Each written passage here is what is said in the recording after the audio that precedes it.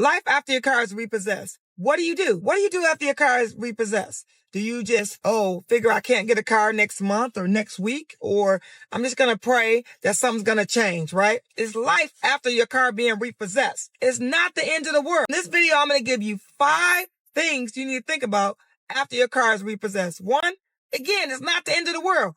Number 2, be prepared to put money down. What does that mean? You can't just go in or call a dealership and talk to a salesperson. You say, you know what? I'm ready to get into another car. I got my car repossessed yesterday or last week, or I got my car repossessed a month ago and I don't have any money to put down. Well, you're going to need down payment money.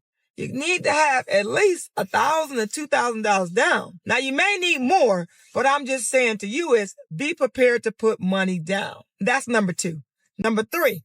Get a cosigner on the loan. Don't judge or don't think because maybe your friend or your cousin or your aunt or your mom or whoever is going to cosign for you and they have a vehicle that they're not going to be able to cosign for you because they already have a vehicle. Let the bank make the decision about whether they're going to give you another car or whether they're going to let that person be able to cosign for you. Or if that person had a repossession last year or 2 years ago, and now they want to co-sign for you. Don't you make the decision. Let the bank make the decision. Number 4, needs and wants. And yes, I have my list down here because I want to make sure that I give you my 5 reasons that you need to know you can get a car after bankruptcy. But number 4, know your needs and know your wants. Your wants need to be over here. Your wants need to be over here because maybe in your car that you got repossessed, maybe you had leather seats. Maybe you had heated steering wheel.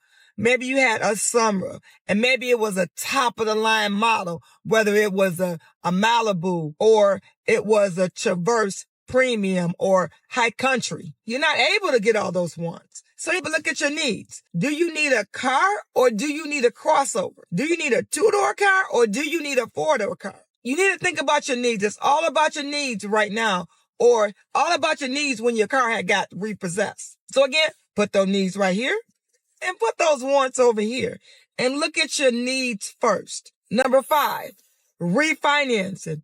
Yes, after your car's been repossessed, yeah, you're going to be in the double digits. Yeah, probably your last loan that you had, maybe you're in the single digits. You're paying that 3% or that 4%, that 5%.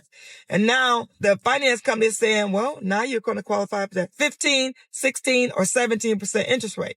And you're saying, no, I don't want that high interest rate. Well, welcome to the world of being in a situation where your credit file has changed because you got your car repossessed. Welcome to that world.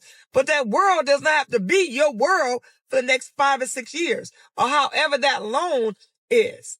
Think about refinancing. Think about joining the credit union or going to your credit union after you made 6 or 7 months or maybe a year worth of payment. Remember, I love the credit unions. Why? Because credit unions are for the people, by the people. They actually are nonprofits. They care about you as customers because they're not like a bank like, for instance, Chase or Bank of America. They're worried about profit. Credit unions are nonprofits. So just know that you can always go and refinance later. Get a lower rate and get a shorter term. So if you went into that dealership and they offer you 5 years or 6 years and your interest rate is double digits, know that later on you may be able to refinance, getting that lower rate and maybe getting that shorter term on your loan. So I hope this helps, and I see you in the next video. And know that again, that it is life after your car is repossessed. Know that you can still be able to hold your head up and know situations happen. Situations happen to the best of us. All right. I'll see you on the next video.